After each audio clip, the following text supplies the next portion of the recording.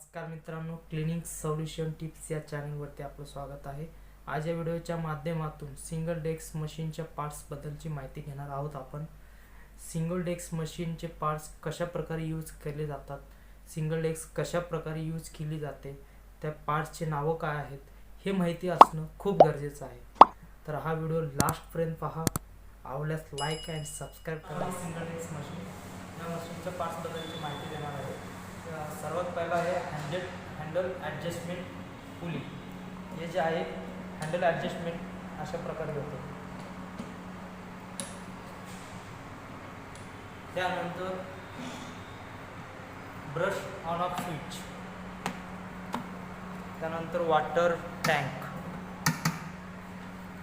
त्याच्यानंतर आहे motor head cover, foot wheel, cable, water outlet pipe, safety closing ring, brush, steel rod,